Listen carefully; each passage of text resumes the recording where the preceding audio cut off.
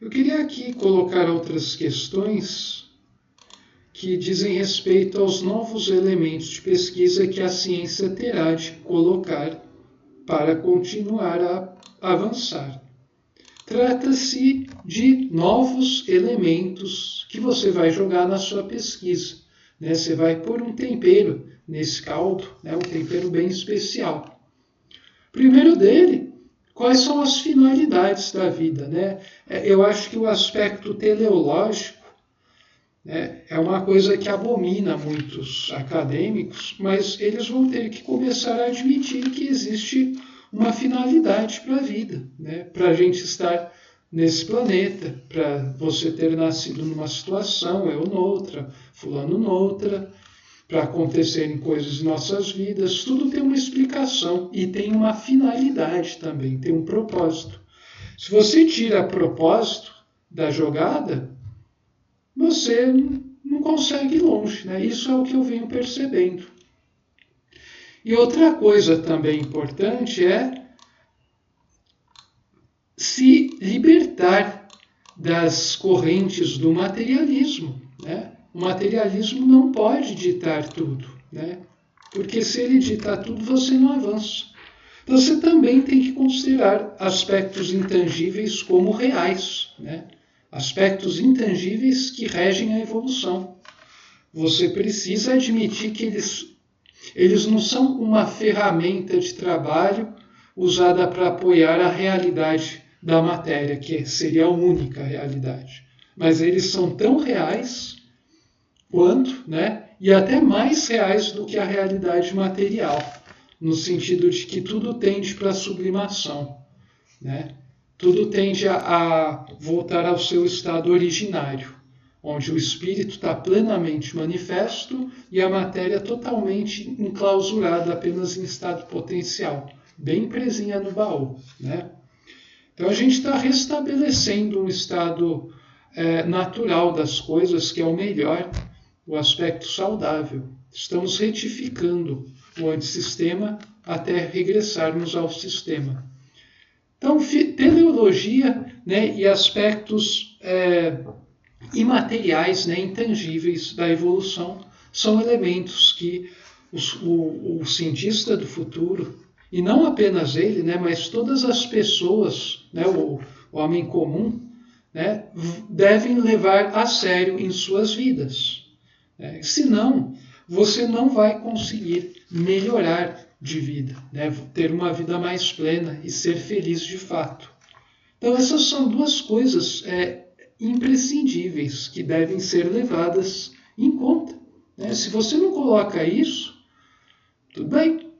Mas daí é o que a gente vê no mundo hoje em dia. Anda-se em círculo, cada vez mais desgaste, conflitos, perdas de tempo, né? E tem muitas pessoas já percebendo que, olha, nós estamos perdendo tempo se a gente continuar fazendo isso que nos ensinaram a fazer, né? Ó, fala de coisa imaterial, né? Espiritual, mental, a consciência é algo que não brota do cérebro. Não, isso é besteira, tal, pá, pá. E daí você continua com essa mentalidade, eu percebo, não se avança em nada, né? Então os caras começam a criar um monte de floreios, né, em torno de questões que poderiam ser resolvidas de forma rápida, né?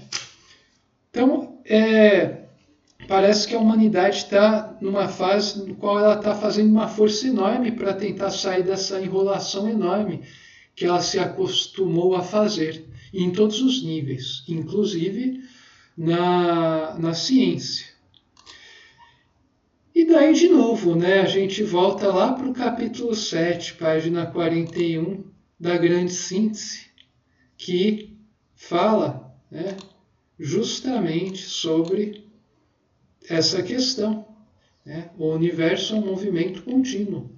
Movimento significa trajetória. Trajetória significa um objetivo a atingir. Né? Uma trajetória puramente circular não tem sentido. Estou falando em sentidos psíquicos, né, imateriais, não espaciais apenas. Então, você quer chegar, você está se movimentando, você quer atingir um ponto. Mesmo que você realize ciclos, Você tem que ter algum tipo de progressão em meio a esses ciclos. Senão não tem sentido. Né? Não tem o menor sentido as coisas. Né? Você sai de casa, você quer fazer alguma coisa quando você voltar. Então quando você sai de casa, vai no mercado, compra comida, volta para casa, cozinha e come, você termina, né? Você começa e termina no mesmo ponto. Só que você termina diferente de como você começou. Então tem um aspecto cíclico, mas tem um aspecto progressivo. Né? E dentro de uma progressão que você percebe, você pode estar dentro de uma parte de um ciclo. Né? Daí você começa a falar de ciclos dentro de ciclos, aos infinitos. Mas no final você está caminhando sempre para um lugar. Bom, a gente já viu isso, né, nos TTMFs. Quem quiser rever, né, pode voltar lá. Daí, então a gente pode enunciar alguns requisitos para essa nova ciência, né? Ela vai exigir, sem dúvida, uma alma sensibilizada, né? Os maiores gênios da história são aqueles que conseguiram estar abertos, né? São sensíveis a questões que a imensa maioria não está. O primeiro passo para você ser alguém grandioso e trazer uma grande contribuição para a humanidade, para você se libertar, né, ter uma vida mais plena, é se tornar um ser mais sensibilizado. Isso implica em saber viver a vida. Inicialmente, em começar a viver, né, e daí saber como viver essa vida. Coisa que as pessoas fogem disso, né?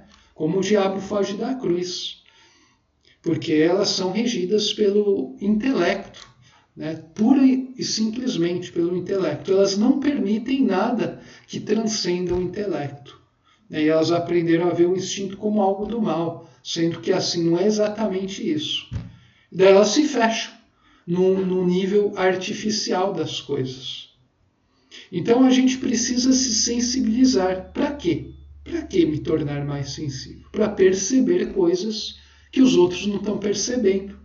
E mesmo com um monte de intelectualismo e diplomas e publicações, essas pessoas, tendo a oportunidade de ver, eles não veem porque eles não desenvolveram o olho espiritual para ver.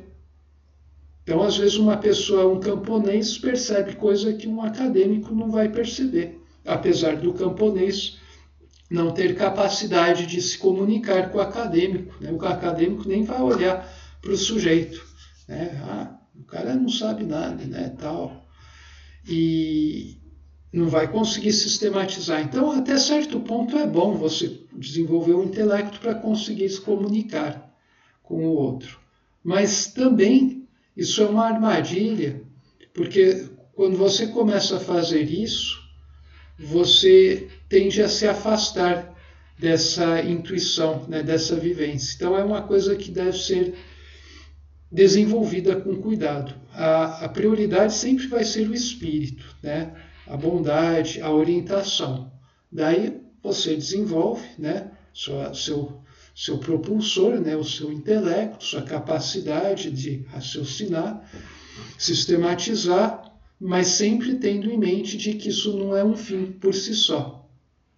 Então, você não vai conseguir chegar na essência dos fenômenos se você não tiver a alma sensibilizada. E é uma alma sensibilizada que permite a você ser intuitivo, né? Ir tendo intuição das coisas. Então, isso é de importância capital. Né? Isso aqui eu bato o martelo, isso não tenho dúvida, né? Não há a menor sombra de dúvida a respeito disso. Né? Então, isso é uma coisa importantíssima que deve ser levado em conta. Então, olha só, continuidade. Né? A natureza não dá saltos. Então, assim, você precisa incorporar na visão da palingenesia, que Platão falou há muito tempo, a reencarnação, com a questão da continuidade, né? Para você conseguir entender como é que se dá esse fenômeno, né? Porque a reencarnação né, vendo só no plano físico, a gente percebe descontinuidade na vida. A gente precisa colocar o outro lado da moeda, que é a vida extrafísica, juntar os dois para conseguir perceber essa linha contínua do despertar do espírito. Senão a coisa sempre vai parecer incompleta, né? Então a natureza, ela não dá saltos, né? Então a gente pode juntar essas duas afirmações, que são aspectos da verdade, fundir elas numa só para começar a conduzir os nossos estudos acerca dessas questões. Bom, eu vou falar um pouquinho mais sobre essa questão do contínuo e descontínuo, do real e do aparente, nas próximas apresentações. A gente se vê lá.